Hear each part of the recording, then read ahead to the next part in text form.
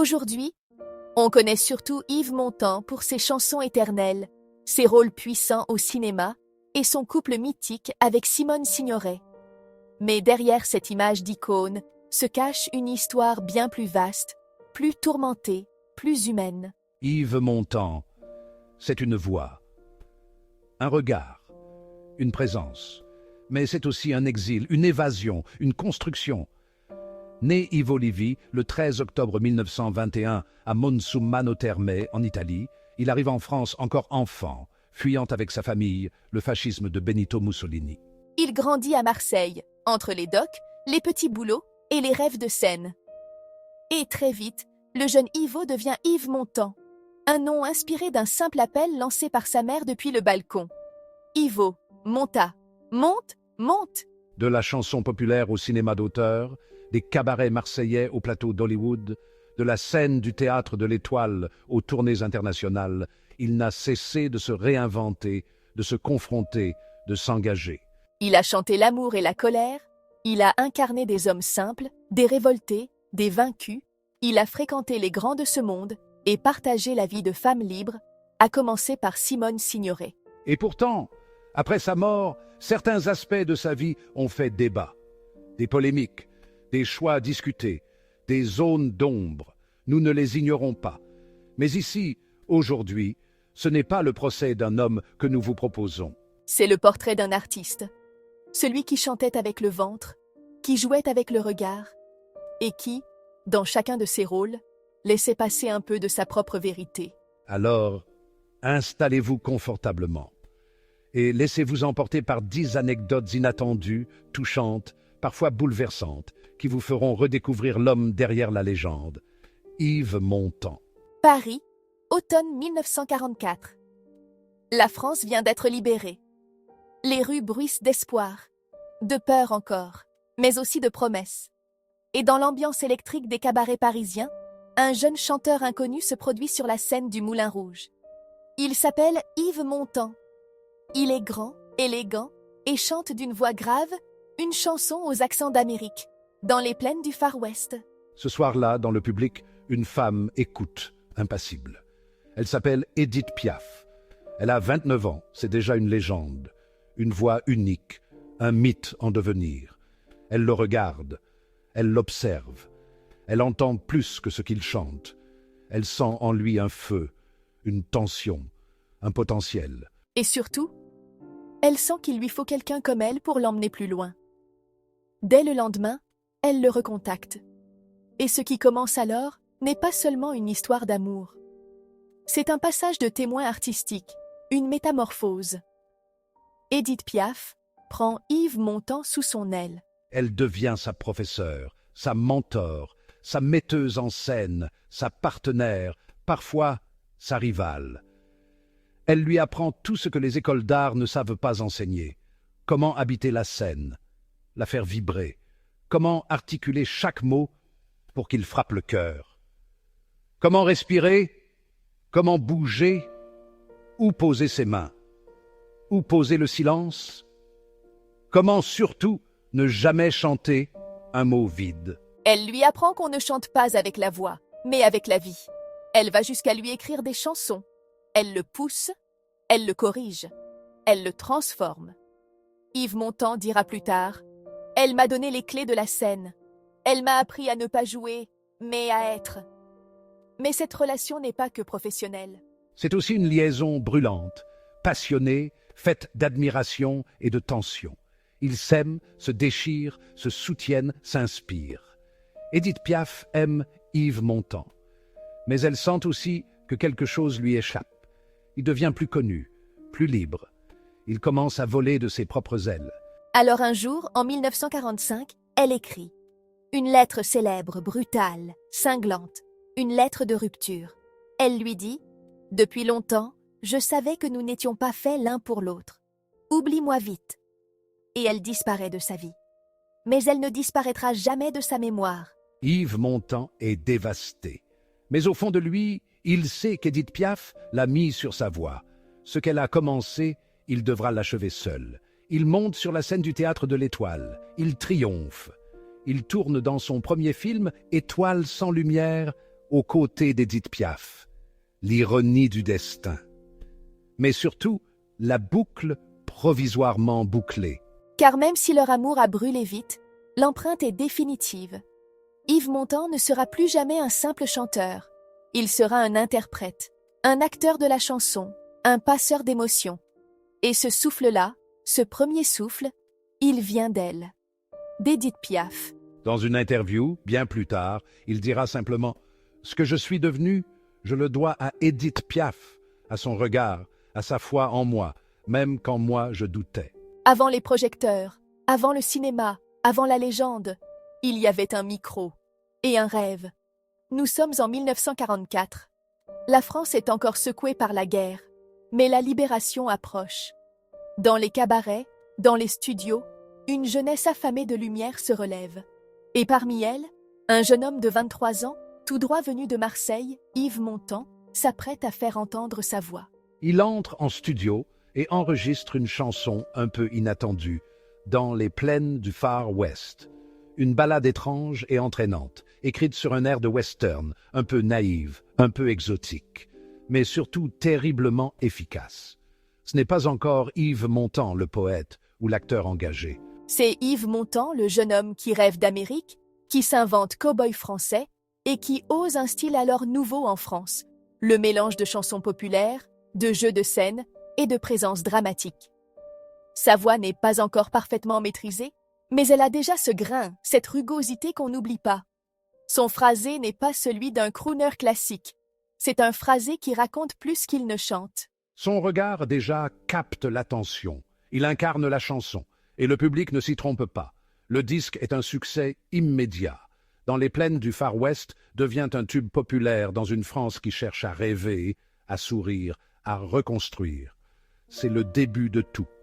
Ce titre, à lui seul, va changer la trajectoire de Yves Montand.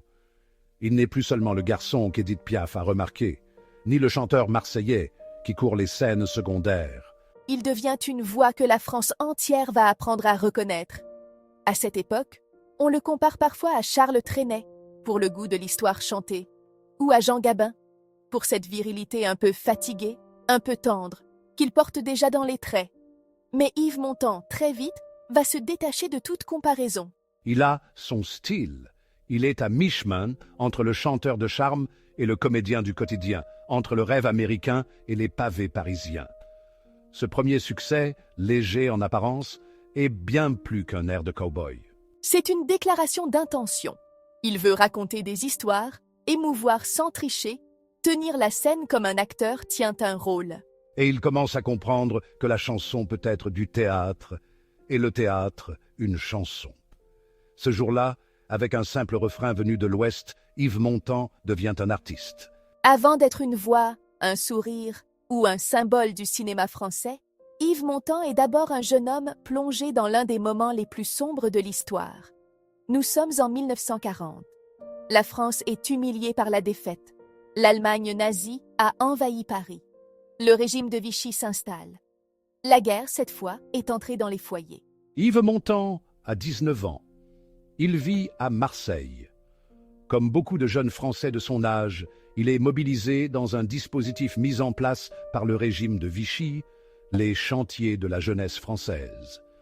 Derrière ce nom presque bucolique se cache en réalité une institution créée pour remplacer le service militaire supprimé après l'armistice. Le but ? Former les corps et les esprits des jeunes, selon la rhétorique du maréchal Pétain. En réalité, il s'agit surtout d'un encadrement autoritaire, viriliste, moraliste. On y coupe du bois, on creuse des fossés, et surtout, on endoctrine. Yves Montand n'est pas dupe. Lui, le fils d'un militant antifasciste italien exilé en France, n'a rien à voir avec les slogans de Vichy. Mais ce n'est pas le pire. Car pendant qu'il est encadré de force dans ses chantiers, son frère aîné Giulio, lui, est arrêté par les nazis en septembre 1940. Giulio est envoyé dans un stalag, un camp de prisonniers de guerre en Allemagne. Pour le jeune Yves, c'est un choc. Un coup d'arrêt brutal à l'innocence. La guerre n'est plus un décor lointain. Elle est devenue une blessure intime. Il continue pourtant à chanter dans des cabarets de Marseille. Mais la voix est plus grave, le regard plus dur. Il comprend que le monde n'est pas fait que de mélodies légères. Il sait désormais que l'art doit aussi porter un combat. Cette blessure familiale, cette violence politique intériorisée, ce mélange de fierté ouvrière et de rage sourde, tout cela va nourrir le futur interprète des grandes causes, le futur acteur des films de Costa Gavras, le futur homme engagé qu'on ne pourra jamais enfermer dans un simple rôle de chanteur populaire. Et si Yves Montand devient plus tard une figure du courage et de la lucidité, c'est sans doute parce que, très jeune, il a vu ce que la peur fait aux hommes et ce que le silence peut coûter.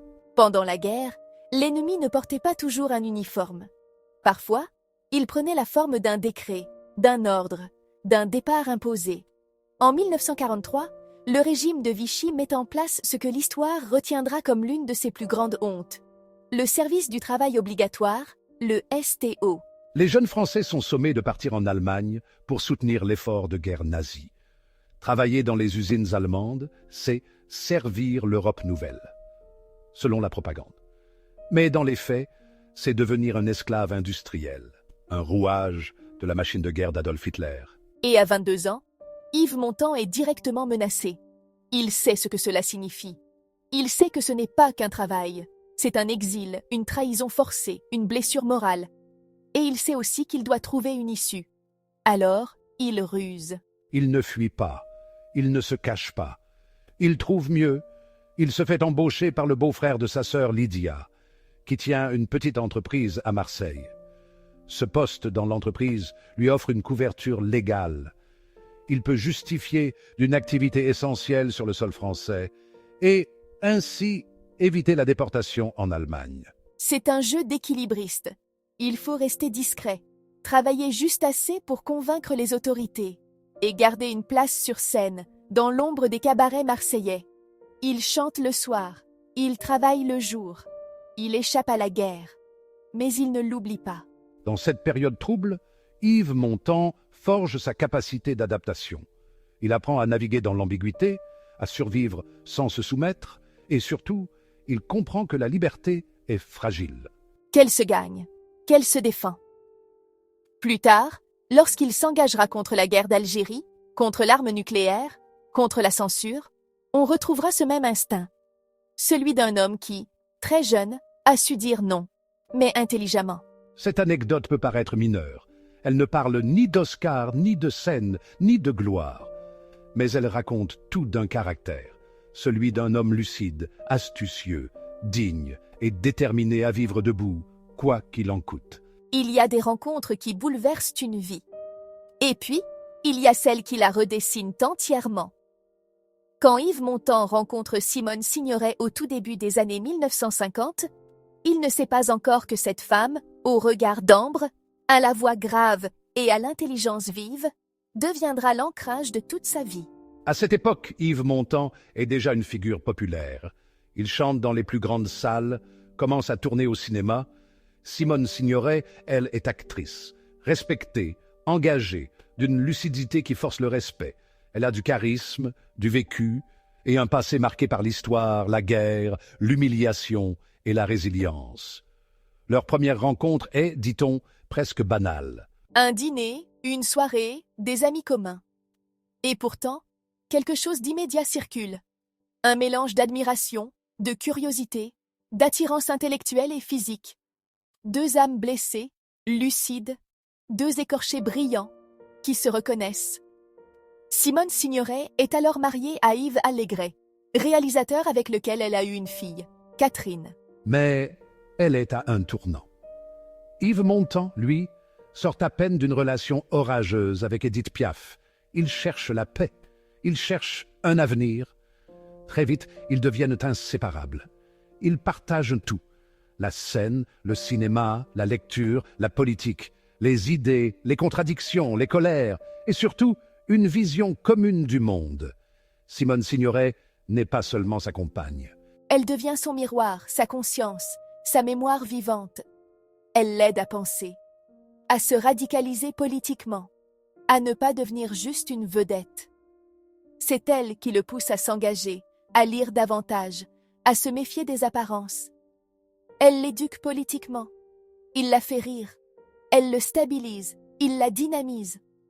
Leur couple est mythique parce qu'il est complexe. Fidèle, mais traversé de tempêtes.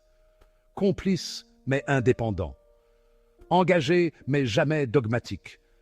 Ils vivront ensemble jusqu'à la mort de Simone Signoret en 1985.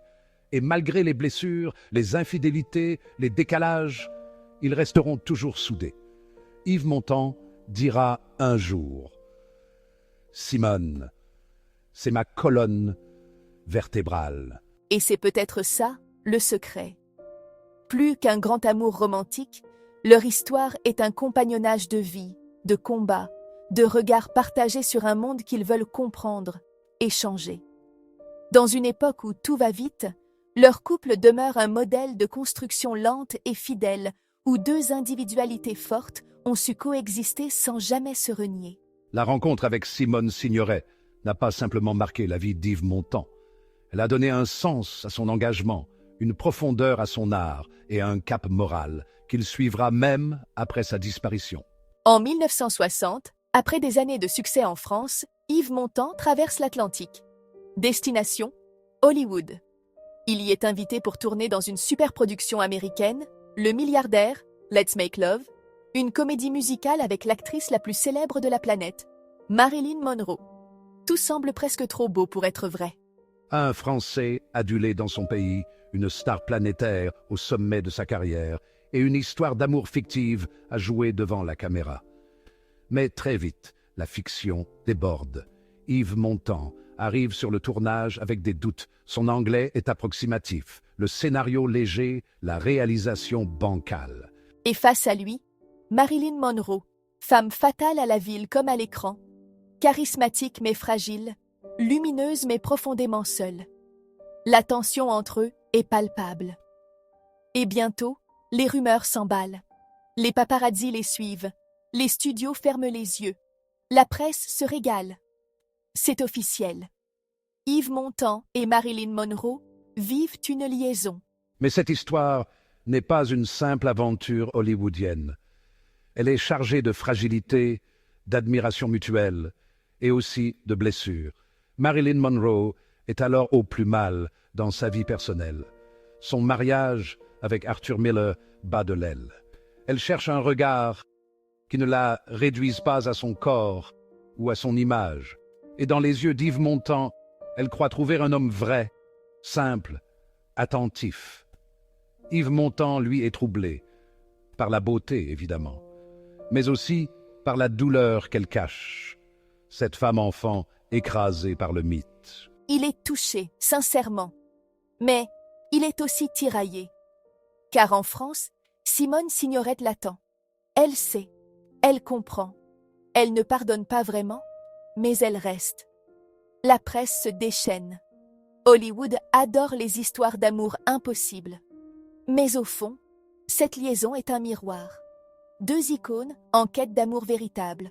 Deux artistes exposés, prisonniers d'un monde d'illusions. Après le tournage, Yves Montand rentre en France.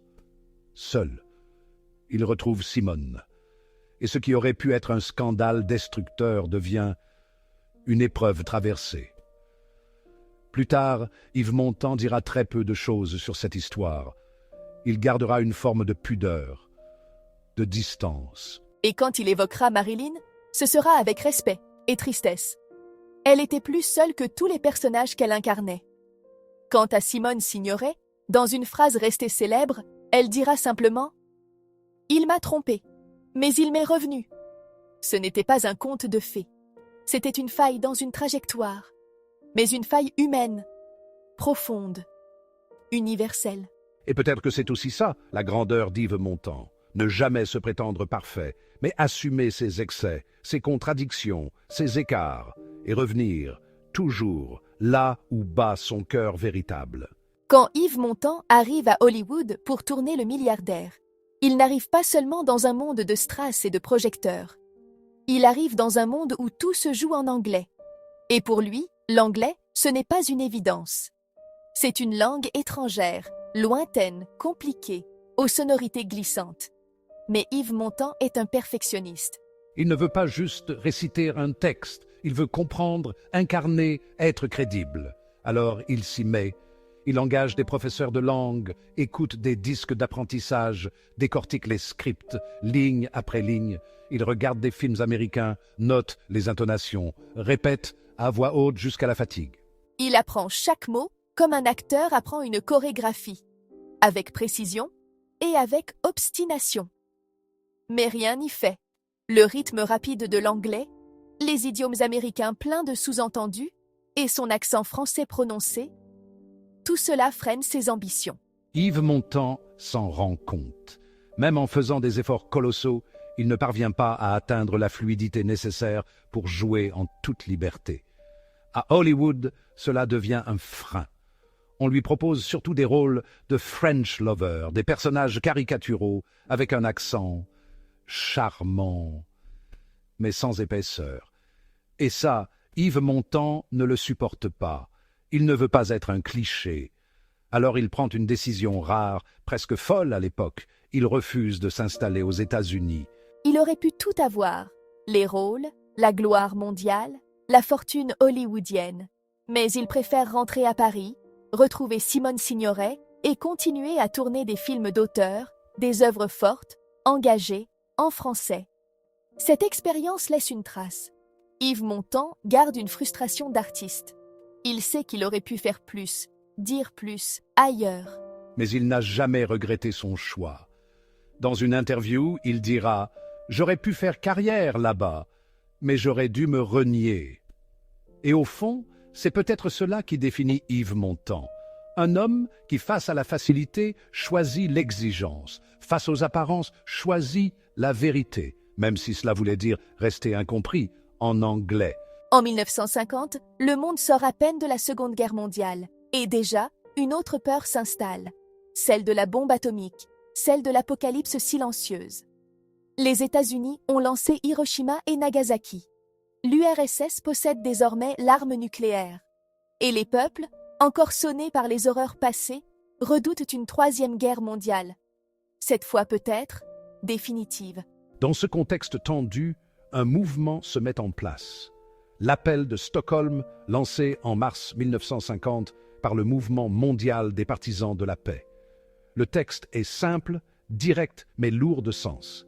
Il réclame l'interdiction totale de l'arme atomique et engage ses signataires à refuser de participer à une guerre nucléaire, quelle qu'elle soit.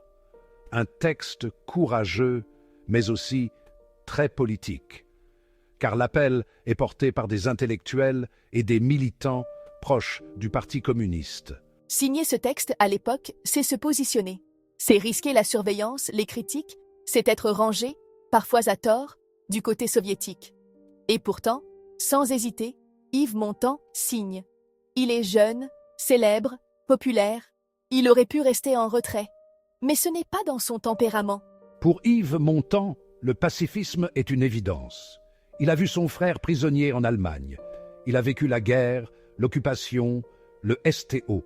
Il sait ce que coûte la violence des États et il refuse qu'un peuple en armes puisse écraser un autre au nom d'un équilibre mondial. Ce jour-là, il rejoint une liste de noms prestigieux. Pablo Picasso, Frédéric Joliot-Curie, Jean-Paul Sartre, Julien Duvivier. Il ne le fait pas pour faire bien. Il le fait parce qu'il y croit. Et même si, plus tard, il prendra ses distances avec certaines figures du communisme, il ne reniera jamais ce geste fondateur. Car pour Yves Montand, être artiste, ce n'est pas seulement chanter ou jouer. C'est prendre la parole, s'exposer, résister à la peur du qu'en dira-t-on. Ce jour-là, en 1950, il n'a pas levé le poing. Il a simplement signé. Mais dans ce simple geste, il y avait tout un monde à défendre. On l'oublie parfois. Mais être artiste engagé en France, dans l'après-guerre, ce n'est pas seulement signer des appels, participer à des débats ou chanter pour la paix. C'est aussi être surveillé, fiché, catalogué. Et Yves Montand, lui, n'a pas échappé à cette règle. Dès 1949, son nom apparaît dans les rapports des renseignements généraux, officiellement parce qu'il fréquente des personnalités communistes, parce qu'il assiste à des réunions, parce qu'il signe des pétitions, mais officieusement parce qu'il est trop visible, trop populaire et trop à gauche. À l'époque, la France entre dans la guerre froide. La tension est partout. Les camps se forment. Le rideau de fer n'est pas qu'une frontière. C'est un climat, une peur, un réflexe. Et dans ce climat, les artistes qui ne sont pas neutres deviennent suspects. Yves Montand est donc surveillé. Pas harcelé, non, mais suivi, observé, noté, ses déplacements, ses fréquentations, ses propos publics, tout est analysé. Il est classé comme proche des milieux communistes, et même parfois comme sympathisant actif. Mais Yves Montand n'est pas un homme de parti. Il est un homme de conviction. Et il n'a jamais aimé qu'on pense à sa place.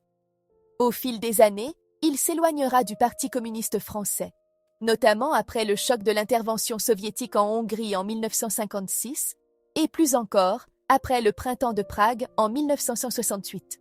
Dans les années 70, il sera même critiqué par les anciens camarades pour ses prises de position plus nuancées.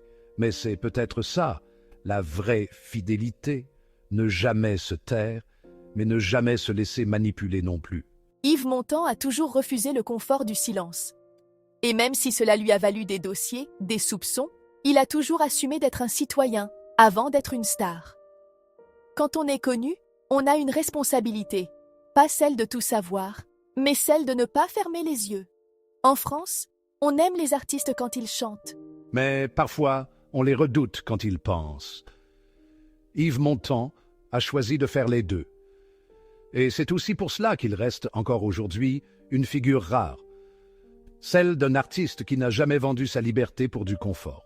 Il y a des héros discrets, des hommes qui, sans fusil ni uniforme, résistent autrement. Et Yves Montand fait partie de ceux-là. Quand la France entre dans la guerre, Yves Montand n'est encore qu'un jeune homme sans diplôme, passionné de scène, fils d'ouvrier italien, élevé dans une famille antifasciste. Son père, Giuseppe Levi, a fui l'Italie de Benito Mussolini pour trouver refuge en France. L'antifascisme chez les Montand, ce n'est pas un choix politique, c'est un instinct de survie, une transmission familiale. Durant l'occupation, Yves Montand ne prend pas les armes. Il n'est pas un résistant au sens militaire du terme, mais il ne reste pas inactif. Il échappe au STO grâce à un emploi de couverture dans une entreprise marseillaise. Il chante le soir dans les cabarets. Et entre deux chansons, il glisse parfois des messages, des clins d'œil à ceux qui luttent, des phrases codées, des regards, des silences. Il fait partie de cette résistance culturelle, celle qui garde vivante la langue française, qui fait rire malgré la peur, qui refuse l'effacement sous la botte. Et après la guerre, la lumière vient, d'un seul coup. En 1945, à Paris, au Théâtre de l'Étoile, Yves Montand monte sur scène pour un tour de chant qui changera sa vie. En quelques soirs, il devient une star. Son nom s'affiche partout. On parle d'un nouveau Jacques Prévert, d'un acteur-chanteur, d'un poète populaire. Et ce qu'il incarne, dans cette France qui se reconstruit, c'est un nouveau visage du héros français. Ouvrier devenu vedette. Antifasciste sans haine. Comédien sans masque. Il chante le peuple, les ouvriers, l'amour, la paix, la mémoire. Et il devient, presque malgré lui, un symbole. Mais il ne se contente pas d'enchaîner les succès. Il s'engage, il lit, il débat, il veut comprendre le monde dans lequel il vit et il veut que son art serve quelque chose. Dans l'après-guerre, quand beaucoup veulent oublier, Yves Montand, lui, rappelle, souligne, témoigne. Il tourne avec Henri-Georges Clouzot, avec René Clément, avec Costa Gavras. Il interprète des personnages qui doutent, qui s'opposent, qui cherchent la vérité. Et dans chacun d'eux, il y a un peu du jeune homme de 1940, celui qui a choisi de rester debout, même dans l'ombre. La résistance, pour Yves Montand, ce n'était pas une parenthèse. C'était un début, une promesse qu'il s'est faite à lui-même, celle de ne jamais détourner le regard. Yves Montand s'éteint le 9 novembre 1991 à Senlis, en plein tournage du film IP5 de Jean-Jacques Behinex. Il a 70 ans. Il meurt comme il a vécu, au travail, en acteur, en homme debout. derrière lui, il laisse une empreinte. Pas seulement des chansons populaires ou des rôles marquants, mais une attitude, un regard, une façon d'être au monde. Sa voix, grave et familière. Son jeu, tendu, précis, souvent à contre-courant. Ses engagements, parfois polémiques, mais toujours sincères. Et son histoire d'amour, unique, avec Simone Signoret, qui a traversé les décennies comme un fil rouge de fidélité et d'admiration mutuelle. Oui, Yves Montand a été une figure controversée. Il a choqué, parfois déçu, souvent dérangé. Mais ce que nous avons voulu vous raconter aujourd'hui, ce n'est pas le procès d'un homme, mais le portrait d'un artiste immense. Celui qui a appris le théâtre dans la rue, qui a appris la scène auprès de Édith Piaf, qui a traversé la guerre, les ruptures, les silences, et qui, toujours, a choisi de parler vrai. Alors si ce voyage vous a touché, allez plus loin. Redécouvrez Casque d'or, Le salaire de la peur, La guerre est finie. Écoutez Les feuilles mortes ou ces duos vibrants avec Catherine Sauvage. Et surtout, souvenez-vous que le talent ne se résume pas à des récompenses. Il se mesure à ce qu'un homme laisse derrière lui. Yves Montand, c'était une époque, un souffle, un engagement, un artiste qui ne se contentait pas de séduire, mais qui cherchait à faire réfléchir. Abonnez-vous pour découvrir d'autres portraits de figures inoubliables. Et n'oubliez jamais, les hommes passent, mais leurs voix résonnent encore longtemps. Merci